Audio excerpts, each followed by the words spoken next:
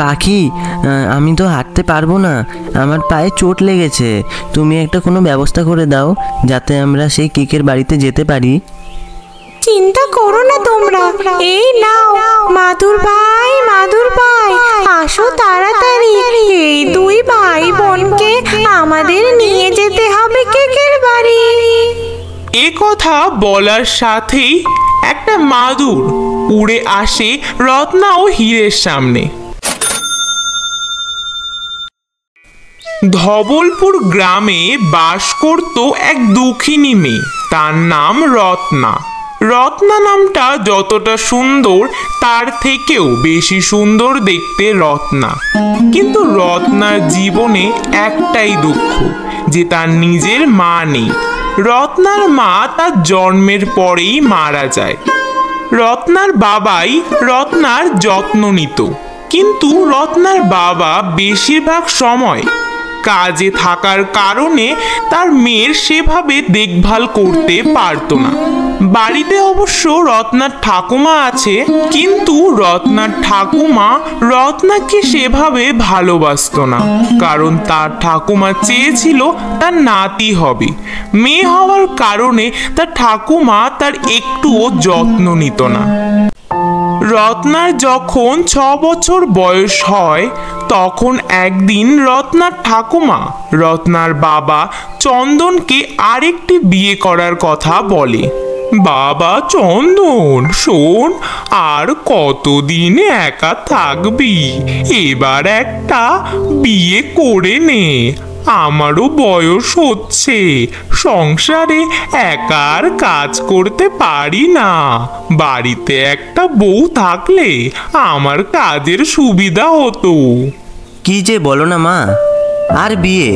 এক মেয়ের বাপ আমি, এই সময় বিয়ে করে আর কি হবে? তোর মেয়ে তো বড় হচ্ছে, এখন ছোট, তাই ভুলিয়ে রাখতে পারছিস। আর কদিন পর যখন তোকে জিজ্ঞেস করবে যে ওর মা কোথায়, কি বলবি শুনি? তুমি কেন বুঝতে পারছো না মা? আমি যদি বিয়ে করে আনিও, তবেও কি রত্নাকে তার নিজের মার মতো দেখবে? দেখবে না।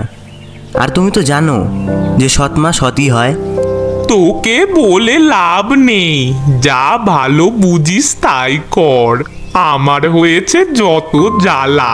ভেবেছিলাম বৌমা এসে আমার সংসারের দায়িত্ব নেবে, আমি একটু এই বয়সে আরাম করব।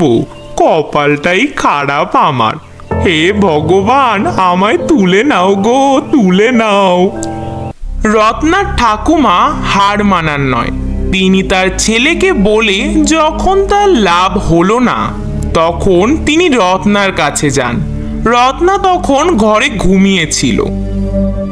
আমার ছেলেটাকে বলে কোনো লাভ হলো না, এইবারে দেখি রত্নাকে বলে যদি লাভ হয়।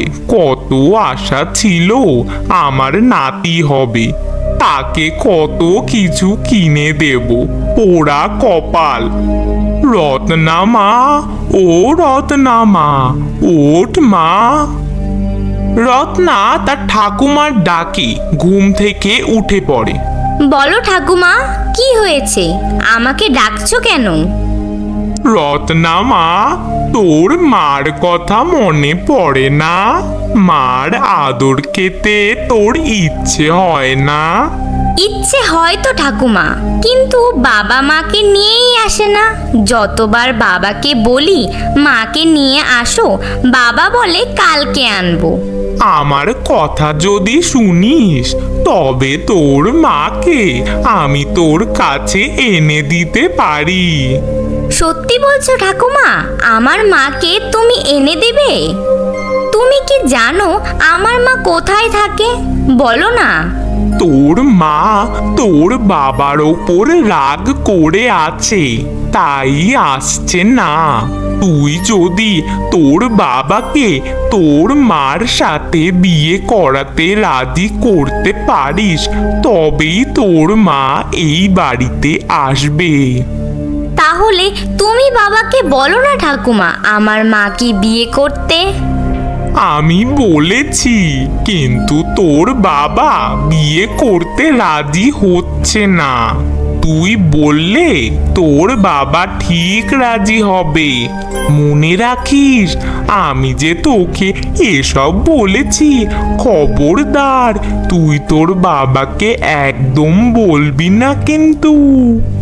আচ্ছা ঠাকুমা, দেখো আমি ঠিক আমার মাকে বাড়িতে আনবো। পরের দিন সকালে রত্না তার ঠাকুমার কথায় তার বাবার কাছে এসে বলে, বাবা, আমার মাকে বিয়ে করে আনো। আমি আমার মাকে চাই। আসবে তো তোমার মা, আমি কয়েকদিন পরে গিয়েই নিয়ে আসবো। তুমি আমায় মিথ্যে কথা বলছো। আমার মা আসবে না, তোমার উপরে রাগ করে আছে। আমি জানি তুমি আমার মাকে বিয়ে করলে তবেই আমার মা আমার কাছে আসবে। তোমায় এসব কে বলেছে শুনি? কে বলেছে? কেউ বলেনি। আমার মাকে নিয়ে আসো এ বাড়িতে। আমি জানি না।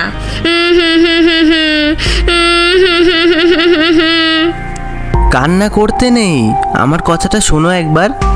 আমার কথায় কান দিলি না, না হয় মা মরা মেয়েটার কথা রাখ।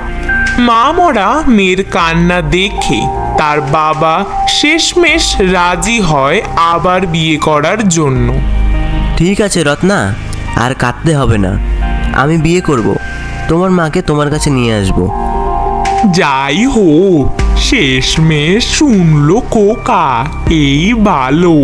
চন্দন, আমি তোর জন্য ভালো পাত্রী দেখে রেখেছি বাবা।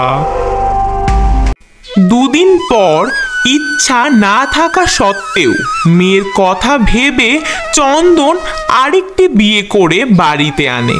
রত্না তার মাকে এতদিন পর সামনে পেয়ে খুব খুশি হয়। মা, তুমি এসেছো, কি মজা! আমার মা আমার কাছে এসেছে, কি মজা, কি মজা! তুমি এবার খুশি তো রত্না? হ্যাঁ, আমি অনেক খুশি, অনেক। মা, তুমি আমাকে ছেড়ে আর যাবে না বলো?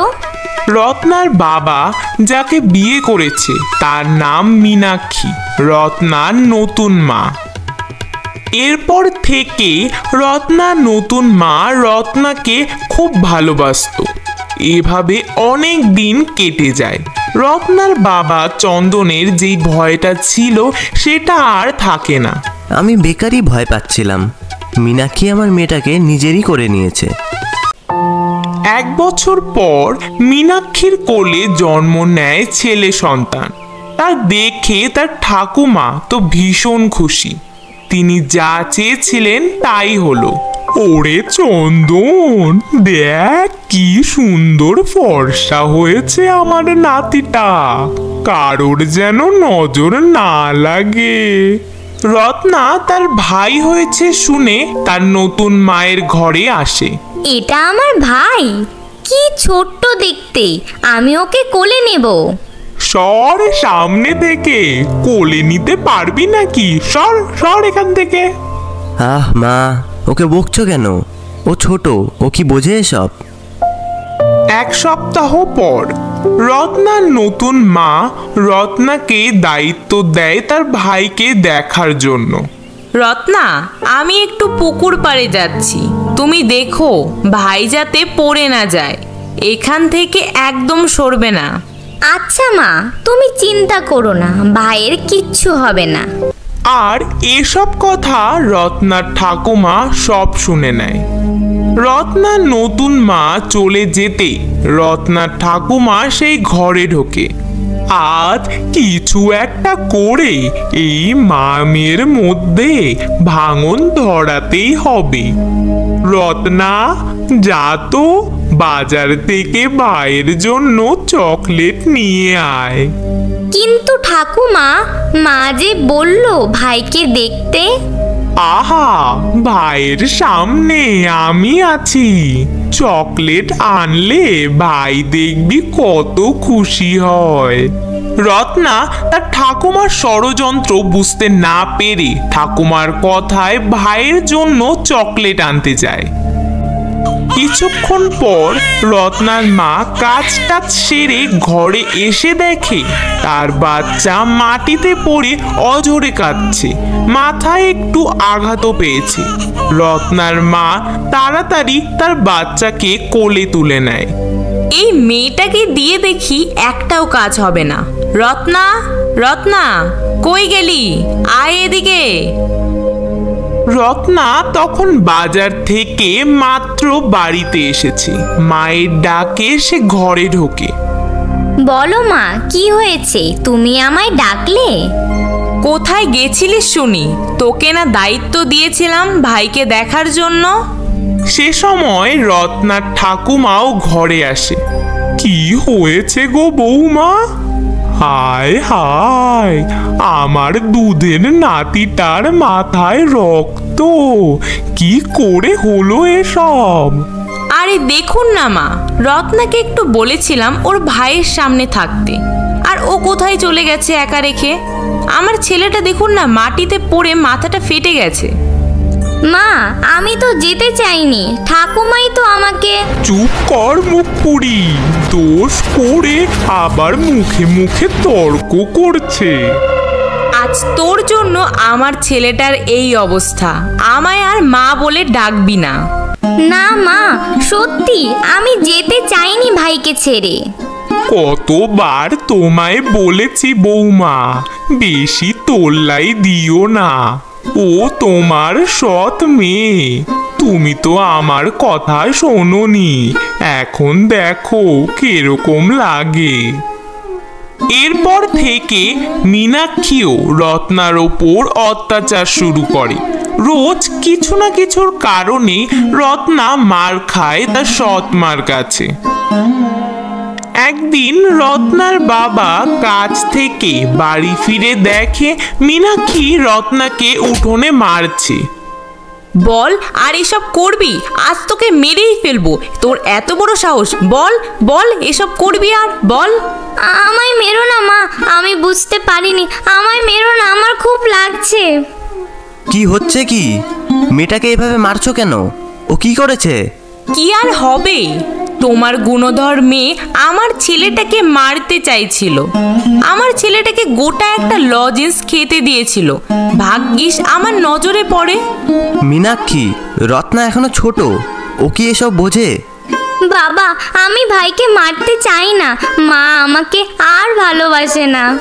এর জন্যই বলেছিলাম রত্না, আমার বিয়ে করাটা ঠিক হবে না। এখন আর কি করা যাবে? পোড়া কপাল তোর।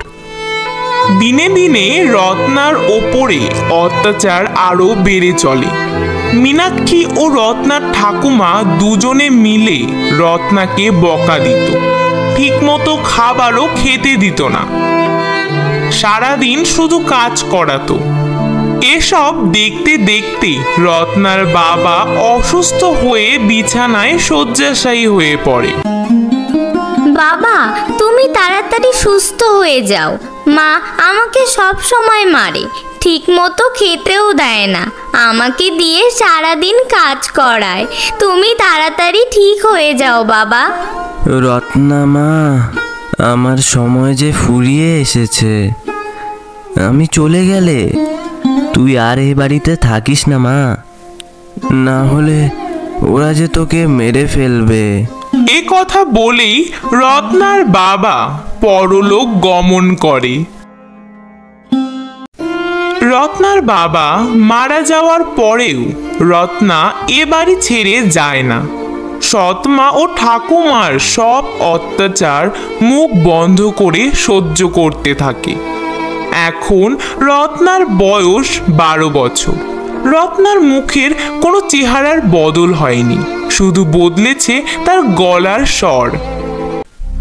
তারপর একদিন রত্না বাড়িতে ঢুকতে গিয়ে দেখে তার সৎ মা একটা বুড়োর সাথে কি যেন নিয়ে কথা বলছে। সেসব কথা শোনার জন্য রত্না গাছের আড়ালে লুকিয়ে পড়ে। পাচক মশাই, আপনি যা বলবেন তাই হবে, কিন্তু মনে রাখবেন আমাকে তার জন্য নগদ 20,000 টাকা দিতে হবে কিন্তু।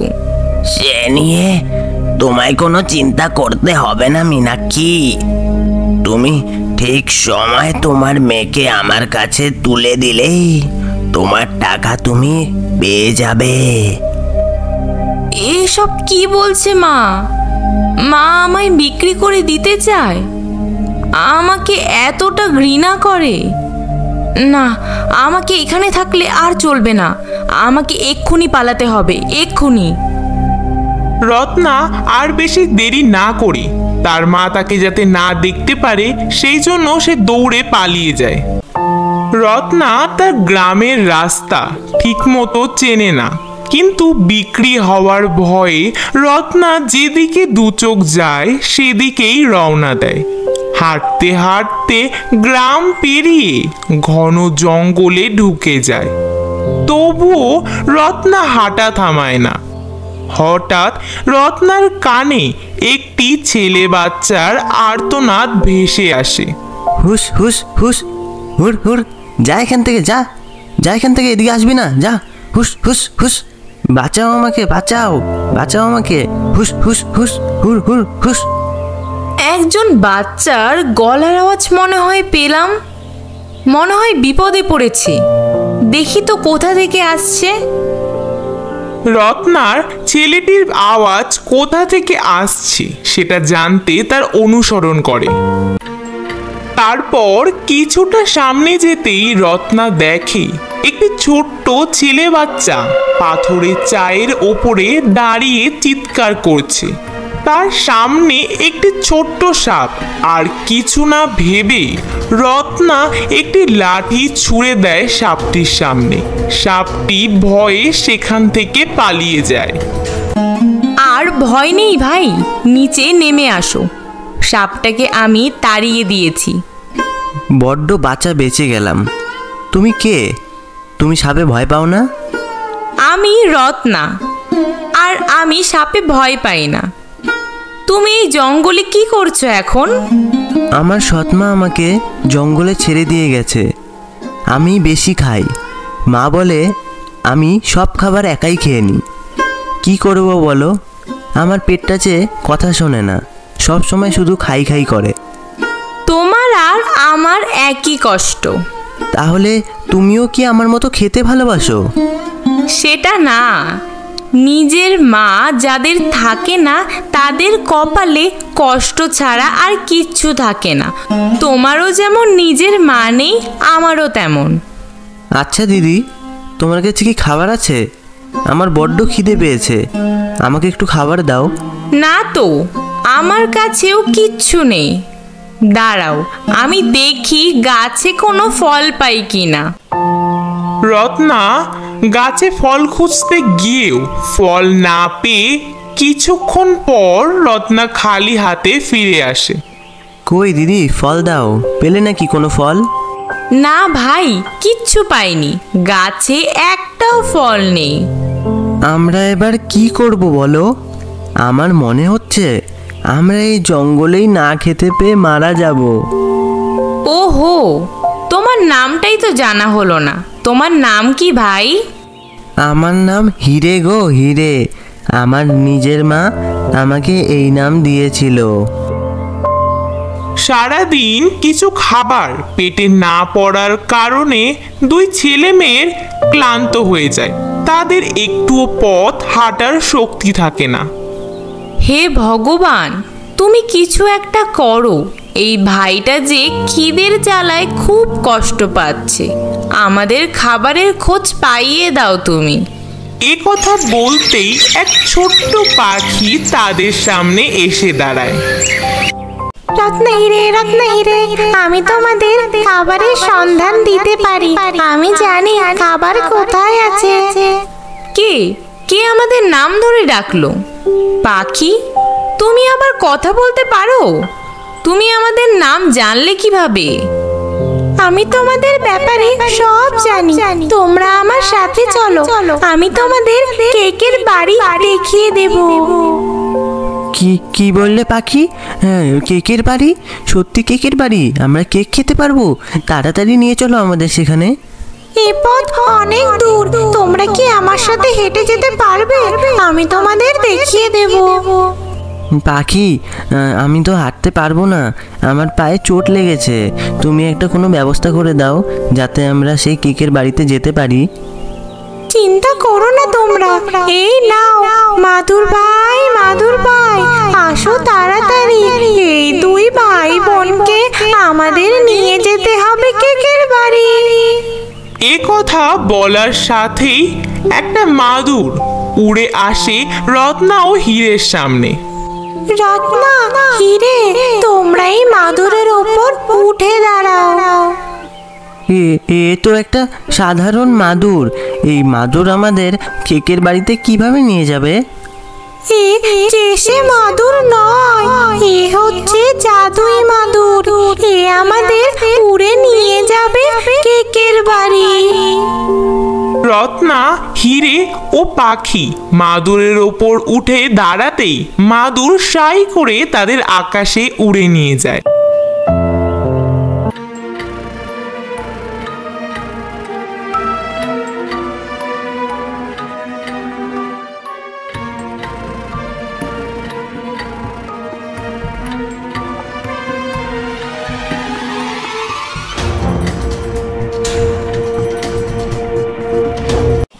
অনেক পথ অতিক্রম করে শেষমেশ মাদুর তাদের কেকের বাড়ির সামনে নিয়ে পৌঁছয়।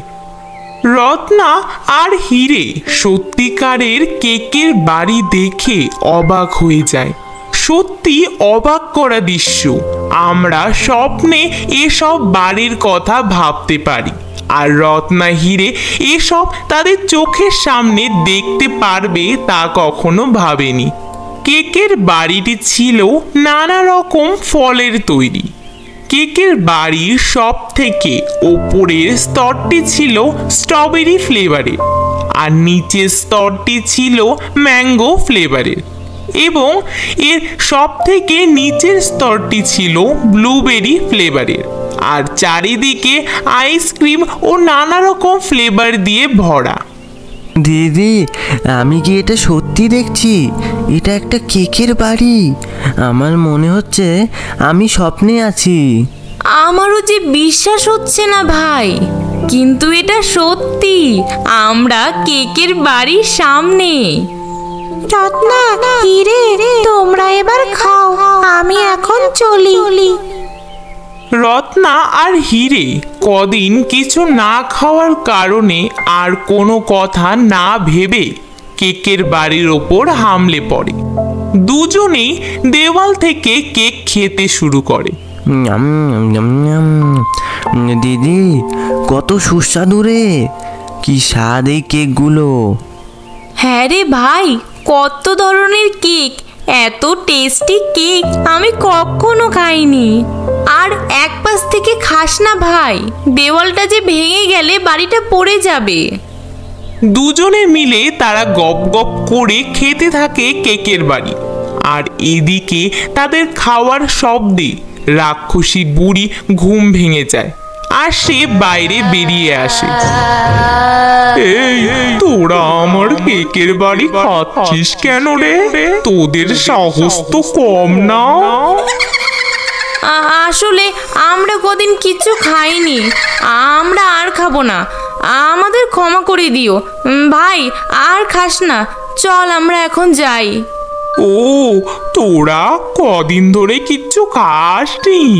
ঠিক আছে, খা তোরা, আমি তোদের কিচ্ছু বলবো না। তোদের দেখেই মনে হচ্ছে তোদের কদিন কিচ্ছুটি খাওয়া হয়নি। এই তো দেখ দিদি, কত ভালো এই কেক বুড়ি। জানো, আমাদের কেউ নেই, আমরা দুজনেই একা। আরে, এরা একা? তাহলে ভালোই হলো। এদের খাইয়ে খাইয়ে মোটা বানিয়ে তারপর এদের জমিয়ে খাবো। তোরা আমার সাথে এখানেই থাকতে পারিস। আমি তোদের সব সময় এই সুস্বাদু কেক খেতে দেব। কি মজা, কি মজা! আমরা প্রতিদিন কেক খেতে পারবো। কি মজা, কি মজা!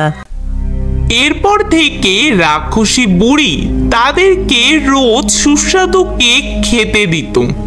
তারা দুজনে তো জানতো না এ হচ্ছে এক রাক্ষসী, তাদের খাওয়ার জন্যই রাক্ষসী তাদের এত যত্ন করছে। তোরা কেক খা আর আমি তোদের খাবো। রাতের দিকে রত্না ও হিরে যখন ঘুমে মগ্ন, রাক্ষসী বুড়ি তখন তাদের ঘরে আসে। কি কচি কচি গন্ধ ভেসে আসছে, বাচ্চাগুলো খেতে খুব স্বাদ হবে। এখনো একটু রোগা আছে, আরো কদিন ভালো করে খাইয়ে নি, তারপর ইয়ম ইয়ম করে খাবো। আর এদিকে রাক্ষসী বুড়ির সব কথা ছোট্ট পাখিটি শুনে নেয়। পরের দিন সকালে রাক্ষসী বুড়ি খাবারের সন্ধানে বেরোলে সেই সুযোগে ছোট্ট পাখি রত্না ও হীরের কাছে আসে। রত্না হিরে, তোমাদের বড় বিপদ। তুমি কোথায় ছিলে পাখি? আর আমাদের বিপদ কেন হবে?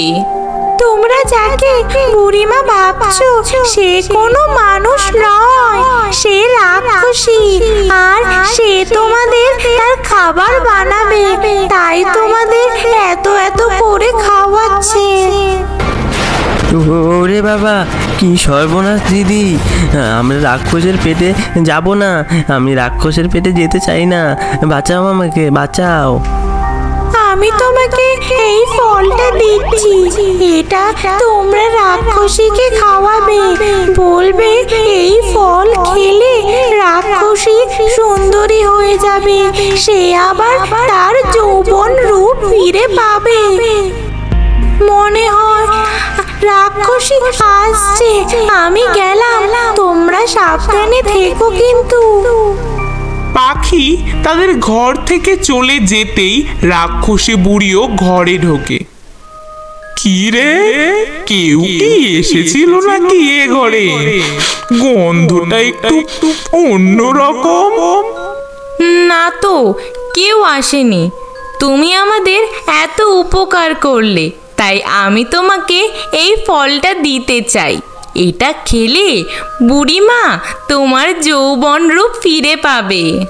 ও মা, তাই নাকি? আমারও ইচ্ছে আমি আবার আমার আগের যৌবন ফিরে পাবো। এই বয়সে এত কোমরে ব্যথা আর সহ্য করা যায় না। দে ফলটা খেয়ে দেখি। বুড়ি রত্নার দেওয়া ফলটা টপ করে খেয়ে নেয়। খেয়ে নেওয়ার সাথে বুড়ি বুঝতে পারে তার শরীরে কিছু একটা হচ্ছে, আর নিমেষের মধ্যেই বুড়ির শরীরটা জ্বলতে শুরু করে।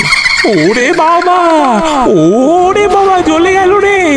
ওরে বাবা, বাঁচা আমায়! তোরা কি খাওয়ালি রে আমাকে? আমার শরীরটাতে জ্বলে গেল রে! ওরে বাবা, ও বাবা! রত্না হিরে রাক্ষসীর এই অবস্থা দেখে খুব খুশি হয়। ধীরে ধীরে রাক্ষসীও নিঃস্ব হয়ে যায়। এরপর রত্না হিরে বাইরে বেরিয়ে যায়। রত্না হিরে বাইরে বেরিয়ে পড়ার সাথেই পাখিও তাদের সামনে এসে দাঁড়ায়। তারপর হঠাৎ পাখি তার রূপ থেকে একজন রাজাতে পরিণত হয়। তোমাদের সাহস দেখে আমি আশ্চর্য হয়ে যাচ্ছি। তোমরা এত ছোট হয়েও আমাকে সাহায্য করলে। কি হলো? তুমি পাখি থেকে কিভাবে রাজা হলে? তার মানে তুমি কি রাজা? হ্যাঁ মামনি, আমি কাঞ্চনগড়ের রাজা। আমার পুরো পরিবার আমরা জঙ্গলে ঘুরতে এসেছিলাম, আর সে সময়ই রাক্ষসী বুড়ি আমার বউ ও আমার সন্তানদেরকে খেয়ে নেয় আর আমাকে অভিশাপ দিয়ে পাখিতে পরিণত করে দেয়। পরে আমি এক সাধু বাবার থেকে জানতে পারি কোনো মানুষ যদি রাক্ষসীকে এই ফল খাওয়াতে পারে তবেই আমি এই অভিশাপ থেকে মুক্তি পাবো। আমার তো আর সন্তান বেঁচে নেই, এবার থেকে তোমরা দুজনই হবে আমার সন্তান। তোমরা আমার সাথে যাবে তো আমার রাজ্যে? কি ভাবছিস দিদি? চল, এই সুযোগ আর হাতছাড়া করা যাবে না। আমি যত ইচ্ছা তত খাবার খেতে পারবো। এরপর রাজা তাদের দুই ভাই বোনকে নিয়ে আসে তার রাজ্যে। রাজা ফিরে আসাতে সকল গ্রামবাসী খুশি হয়। রাজা রত্না ও হীরেকে তার নিজ সন্তান বলে ঘোষণা করে। রত্না ও হীরের কপাল এরপর ফিরে যায়। তাদের আর কোনোদিন কষ্ট পেতে হয় না, আর হীরেও নিজের ইচ্ছে মতো খাবার খেতে পারে। তোমরা যারা আমাদের আগের ভিডিওটিতে এত সুন্দর সুন্দর নাম কমেন্ট করেছিলে তাদের সবাইকে অসংখ্য ধন্যবাদ। আগের ভিডিওটিতে যারা কমেন্ট করেছিলে তাদের মধ্যে বাংলাদেশ থেকে যারা কমেন্ট করেছে তাদের নামগুলি হলো জুলফিকার, এমডি শাহিন, নানিম খান, রিতম, তানজিলা, উন্মেহানি, মারিয়া, সবুজ, সামিয়া মোড়ল, জান্নাত, এমডি লিখন, ফতমাতুর জুহুরা, আল আমিন, রাশেল মিয়া, আরিফ, সুমি আক্তার। আর ইন্ডিয়া থেকে যারা কমেন্ট করেছে মিলন, নেহা দাস, রুকসানা, সামিমা, রঞ্জিত সাউ, দীপায়ন, প্রিয়া। আসাম থেকে আব্দুল জিত, রশিদুল খান, মনোহর পুকুর থেকে ঈশা ঘাড়ামি, বগুড়া থেকে তানজিলা আক্তার, দিনাজপুর থেকে প্রিয়া ফারজানা, সিলেট থেকে সেলিম খান, ঈশ্বরপাড়া থেকে রূপকুমার রয়, ধামরাই ঢাকা থেকে সোহেল, চাঁদপুর থেকে আয়েশা, টাঙ্গাইল থেকে আব্দুল আলিম, আর কলকাতা থেকে লালটু, বাহরাইন থেকে মিলন। আর এই ভিডিওটি যারা দেখলে তোমরা তোমাদের নামের সাথে কোথা থেকে কমেন্ট করছো সেটা জানাতে ভুলো না কিন্তু, তাহলে আমরা নেক্সট ভিডিওতে জায়গা সহ তোমাদের নাম আমাদের ভিডিওটিতে উল্লেখ করব।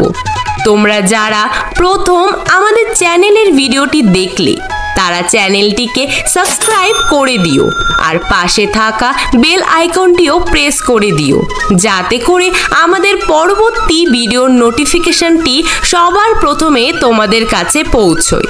আর হ্যাঁ, তোমরা যারা আমাদের আগের ভিডিওতে নাম কমেন্ট করেছিলে তাদের নাম দিয়ে আমরা অবশ্যই নেক্সট ভিডিওগুলিতে কার্টুনের চরিত্রগুলি বানানোর চেষ্টা করব।